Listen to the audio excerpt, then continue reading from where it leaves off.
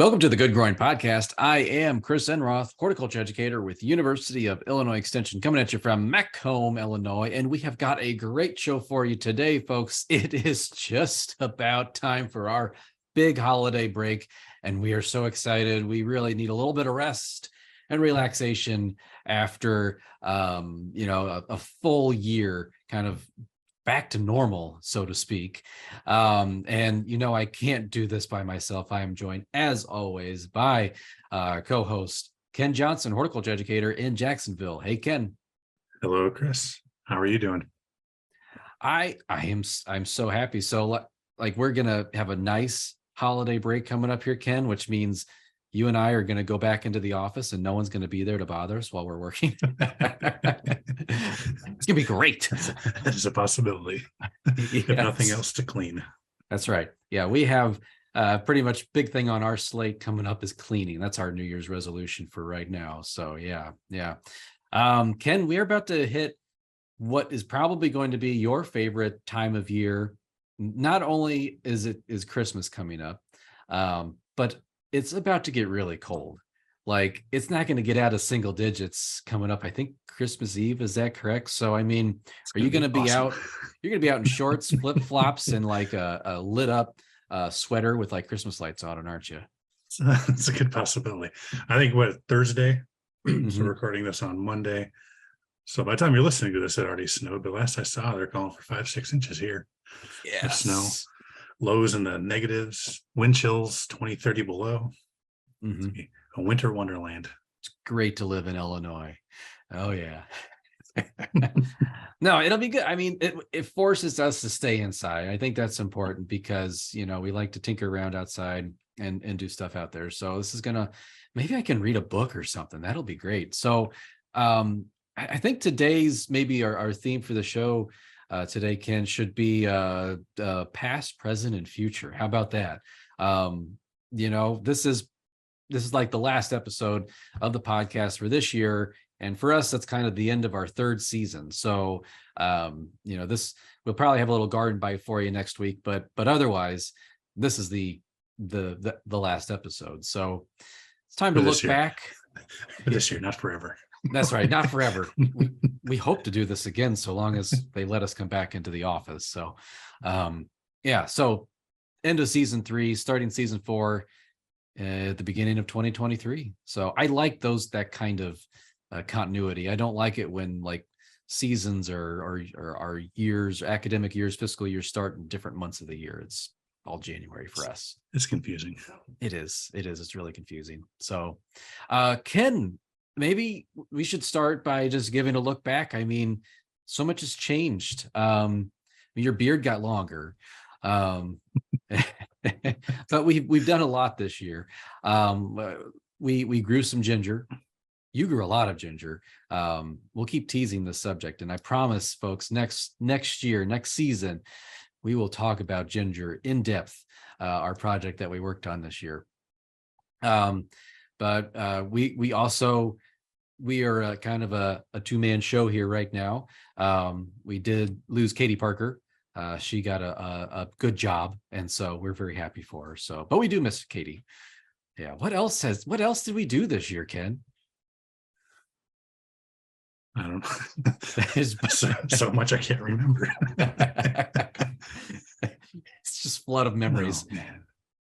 Yeah, lots of podcasts. Look at the list here. So what do we do? Talked about CSAs. This is when we started Garden Bites, or we started Garden Bites last year? I think we started Garden Bites in November 2021. I think that was like our first one that we did. So we had episode 100 this year. Yes, we did. That's a big one. Episode 100. I think we had Andrew on for that one. And Wendy. And Wendy was there. Katie was still with us then. We kind of talked about what was going on that time of year. We answered questions. We answered listener questions, and and we had a surprise segment, didn't we? Was that the one where I quizzed you? Might have been. I can't remember. Could have been. The only one I remember getting quizzed on is when we had Dennis talking about drones. Yes, I quizzed you and Katie on drones, and that was depends questions. Yes. Yeah, there's a lot of it depends questions. Actually, I think so. The surprise segment was I went through our previous 100 episodes. I cherry picked very difficult questions to ask everyone. And I can't remember how everyone did. Folks, if you want to know, you gotta have to re-listen to that episode. So block that out of my memory. Yeah. Yeah, I will say in terms of memorable episodes, probably the one that I feel like I learned quite a bit was when we had Dr. Joy O'Keefe on. She talked about bats. I learned a lot about bats and kind of their life cycles and how they work. Some migrate, some don't, some overwinter. And there are a lot of practices happening right now in terms of how we develop in the rural areas, especially how we use wind turbines, how we that kind of conflict between agricultural landscape versus like a wooded landscape, and how that that's leading to bat declines. And so I learned a lot with that podcast episode, and I thought that was something that, I would really love to bring Dr. O'Keefe back and dive more into that subject, I think, at a future date. Yeah, I think they've had some research come out recently too on bats. What was it? Looking at the effects of bats on insect populations and like tree establishment, stuff like that. So yeah, I read, that was a long time ago, speaking of memory problems, but I think it was something to do, they're examining the diversity of that understory of that tree, that forested area, and they showed how bats could control insects better when there was a bigger diversity. So that's probably points more to invasive species, bush honeysuckle, things like that invade forests, and then you start losing species diversity, which then, we've said this, but then this is just more research to kind of back that up, that it cascades up higher into the food chain. Yeah, I think one for me that sticks out was having Trent Ford on, state climatologist, talking about the effects of weather and climate on plants and global warming and things we can do. And it's okay to get your sports car when you get a rental. Yes. And so, yes. Yeah, Trent, I mean, that was really good to have him on. And I was just thinking of him the other day, because it's not, we're just about to hit official winter solstice, first day of winter, but I'm already looking at my spring frost-free date. So I looked at the map and I saw Trent's name on there. I'm like, yeah. So for McDonough County, it's about April 13th is that average frost date, but I usually don't put anything warm season out until May 10th. So I'm already looking into the spring there. Yeah. So we need to have Trent back on. Yep. Counting the days in. Yep. Well, Ken, speaking of Christmas present, if you're like me, you haven't gone shopping yet. and if you're listening to this when it comes out, you might be screwed, because you have a day left before it's Christmas. So we do have a couple last minute gift ideas that might work out for you in a pinch, and especially if maybe you're helping out, giving this to perhaps a gardener, someone who likes to do that in their free time, or maybe for a job. So Ken, do you have a suggestion for last, like skin of your teeth, last minute gift ideas? Well, if you can still get to a store, I'd say, hand tools, trowels, printers. I don't think you probably have too many of those, because if you're like me, you leave them outside, put them down, and forget about them, unless you have a really nice pair, and then you always keep track of them. But stuff like that is always good. Gloves. And I personally don't wear gloves. I probably should, but you should. It's always good to have a good pair of gloves laying around and stuff. You can always go the gift card route. If you want to get plants or something like that and you don't know what people want, get them a gift card to a nursery or online retailer if they've got a favorite one, and help lessen that blow come spring when they're buying plants. Yeah, make it a little easier on their pocketbook when they are overwhelmed with all of the plants that they want to put into their car. So, yeah. How about you? Well, I would say, Ken, another idea here, and this is like very last minute online maybe, is you can make a donation in their name or something, whatever floats your boat. There's a lot of organizations, charitable organizations out there that do help support, whether it's food pantries, gardening or growing fresh produce, maybe it's land preservation, animal husbandry, livestock, all that stuff. I mean, there's a lot of organizations out there like Ferrets Forever. I just made that up. If there's really a Ferrets Forever, I'm sorry. But I mean, it's a good gift to give. And if you give that to someone and they're like, how dare you make a donation to this wonderful organization, maybe they shouldn't be your friend. I'm kidding. maybe cut that out. But yeah, making a donation in someone's name, that's a very last minute thing you can do. You might not even be seeing them if you have to like ship a gift. This is something that you could probably just email them a certificate or something and it'd be real quick. Ken, do you got any other last minute gift ideas? So if you're feeling crafty, you can make ornament or something like that. And we also have some videos that can come in handy for that. Or if you want to make a wreath, go outside and do some pruning on your evergreens, make a wreath, kissing bowl, evergreen gnome, things along those lines. We have videos for all of those things that show you how to do that. We can link below to those. Just make sure that you don't prune your neighbor's shrubbery as you're looking for evergreens. Because I know sometimes evergreens can be tough to find in the Illinois landscape for some of us. Or ask them first. Ask them, yes. Nicely. Yeah, don't do the don't do the Clark Griswold thing and cut down the neighbor's tree and it falls in their window and everything. That wouldn't be a good idea. Yeah. Well, Ken, there's maybe one more gift idea that I have, and this does require you to get to the store, and it's kind of a MacGyver gift for the gardener who wants to grow plants in the winter. Now, maybe you live in a place where you have access to this. I don't, and I don't know if you do, Ken, hydroponic equipment.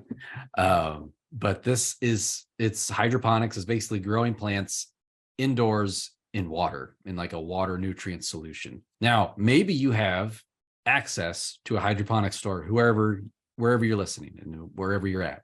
That's great. I don't. But I can go to my nearby big box store and I can cobble together all of the items necessary to do a little hydroponic setup, little homemade setup in my own basement, or you could put it together and give it to someone. And so this would require, first would be like a tote, like a large tote with handles. Want to be fairly deep, and you do not want it to be clear, because clear lets light through. And when you have nutrients, water, and light, that makes algae. So you want it to be opaque or dark. You don't want light to be able to pass through the tote that you use. You can get pretty much 4-inch pots, and ideally they would be the netted type pots, but they don't have to be. I've seen people use like red Solo cups before. All you have to do is cut a hole in that lid of that tote and be able to suspend that cup or that pot on the lip of that container. So that's all you need. If you want, you could go get, this is like rock wool, what I'm holding right here. If you're listening, these are just like square pieces of, rock wool. Kind of they're fibrous-y, they're real dry, and they tear very easily. It's got a little hole in here where you can plant a seed, and then you just set that in the container, and then you just put just kind of an inert media, perlite, vermiculite, anything like that drains really well. And then you need that nutrient solution, which a lot of times I find stuff like that around the aquarium section, and then an air stone to move that water in a pump.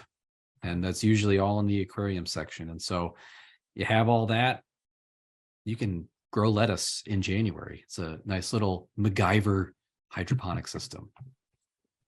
And going back to the clear, I've seen people do it with 10-gallon aquariums. And you just need to make sure you get something to wrap around the outside aluminum foil or something so you don't get light in there, and you can just put a piece of styrofoam on top of that that'll float on the water, cut holes in it. That way too, if you've got a spare aquarium sitting around, that could be another option. Yep. That may I mean, be that's a whole new podcast for next year. I think we're going to be talking about hydroponics next year. So maybe sometime. A webinar. Yes. I think that sounds like fun. And there are kits out there too. So I don't know if I think we've talked about here some point in the last 3 years, Era Gardens, things like that. There's other brands out there. Pre-made, they have all the lights built into it. They come with usually coconut core plugs that you just stick in there, and it comes with a nutrient solution, and it's got a timer and aerates automatically for you and stuff. If you want to go, it can be a little more expensive than cobbling your own together, but there are pre-made options that have lighting and everything already too. Yeah. It's the Keurig of hydroponic systems. It comes with pre-packaged everything. You just plug it in and hit a button. Well, Ken, I mean, I think those are really good, maybe present ideas for the last minute shopper, which I am going to be. Usually, my go-to thing is socks. You can't go wrong with socks. People love socks. For gardeners, it's gloves. You can always get gloves, like Ken mentioned. So now we did Christmas past, Christmas present. What about the future? I'll just say we have lots of things that are coming up. Ken, we do have one webinar series that you, I, and a couple other colleagues are putting together, Growing Great Vegetables. So what details can we provide to folks about that? Yeah, so it's going to be a 5-week course, starts February 28th, goes to March 28th, and basically takes people through how to create a vegetable garden and grow different types of vegetables. So it's kind of geared towards first timers or beginners, only been growing for a couple of years. I know we've had people that have been lifelong gardeners that have signed up for it and found things that are useful, because we've done this the last couple of years. So that could be another gift option for somebody. If you've got somebody that's interested in gardening, you can sign them up for that. It's $10 for the whole series. You can go to the Illinois Extension website and find that information there for registering for that. And it's going to be in the evenings at 6 to 7:30 for those 5 weeks. Yep. And then after the whole 5-week session, we have got an Ask the Expert session planned later in the year. So maybe you get started with, maybe it's seed starting, maybe you've got the vegetable garden, maybe you've tilled it, or you've worked the soil, you've got plants in the ground, whatever it is, and you have questions. We're going to have an open Zoom meeting where people can log on and just ask us questions about gardening. And again, it's Ken, me, and several other horticulture educators from around Illinois. And so it's a good wealth of knowledge. And so it would be a good place to bring any vegetable gardening questions for that. So sign up for the whole course and you'll be part of a vegetable gardening community for this next season. Can't talk. Too excited for my break. Well, and I think, Ken, like you and I, we're going to be traveling all over here and there for the next couple months, giving talks, conferences. You have a cider conference that you have to set up pretty soon, don't you? So yes. The logistics of the Illinois Apple Cider Contest, this sits on the shoulders of Ken right here. So Ken, can you tell us a little bit about how we judge apple cider? So this is part of the what's the name? From Fruit to Flowers, Everything Local. Used to be the Specialty Crops Conference. So every year the Illinois Hort Society has their annual cider, sweet and hard cider contest. So I help coordinate that. So for this, people, growers from around the state bring in cider that they've made to have that be judged. And, we look at things like, color, the taste of it. Is it sweet? The acidity, the fragrance, does it smell good? Is it floral scent? Is it off-putting? Things like that. And then for the hard cider, get into, is it make sure it's not too harsh, not too much alcohol in it, doesn't burn, things like that, as well as, other things. So we've got a whole rubric on how to do it. So it's fun. Usually, if you're judging it, by the time you're done, you don't want to drink cider for a while Oh. because there can be quite a few entries, and you are drinking quite a bit of cider during that. I've done it 2 years in a row, and I'll just say, folks, you can't go very far from the bathroom that day because it's a lot of cider, a lot of fiber, a lot of stuff in there. I will say some of those hard ciders, they are potent. Yeah. Yes. It's a little bit more like rubbing alcohol than cider. But it's fun. It's a good time. I don't think the public you invite the public, but Ken's always looking for judges. So if you got a palate for apple cider, give Ken a call. If you're at the conference, find me. Yep. I'm always looking for judges. Yes. Well, I think coming up after that, not too long after that, is going to be the Southern Illinois Fruit and Vegetable School. I know I'll be talking there about the ginger that we grew this past year. And then after that, though, Ken, the next day, actually, you have the tree fruit school, correct? Yeah. So that's going to be in Hardin, and that's basically it's the same thing as the Southern Illinois Fruit and Vegetable School. That school's got 3 different tracks: a tree fruit track, a vegetable track, and a fruit track.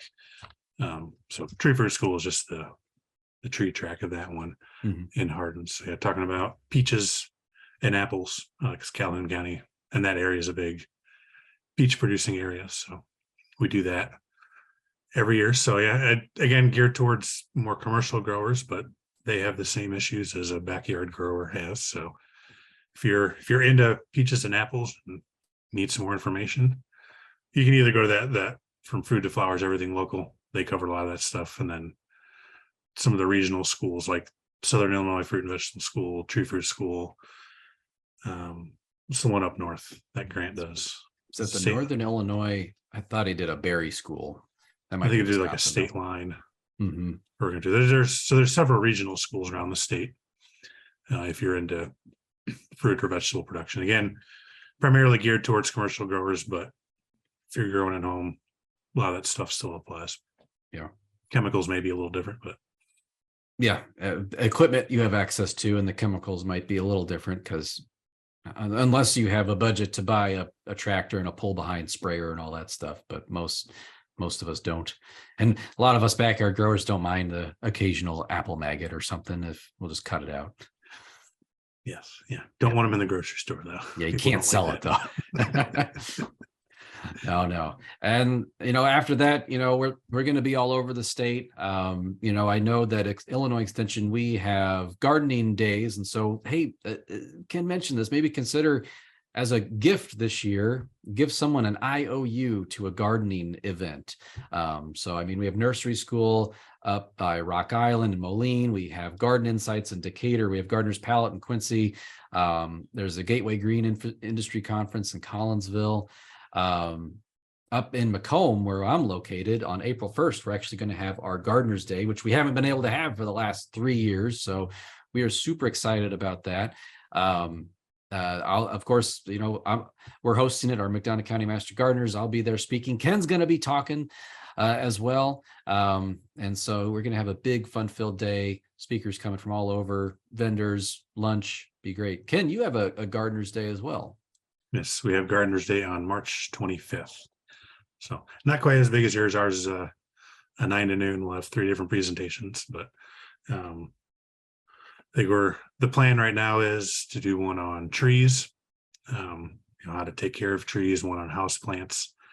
And I haven't quite decided what I'm going to do yet.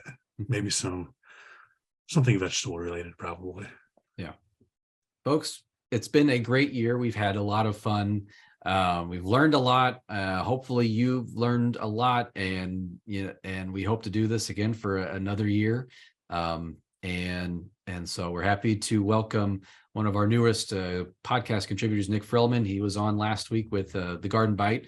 So you're going to be hearing more from Nick in the future. Ken and I were still going to be here doing our thing, so long as they keep paying us, and maybe even after that, who knows?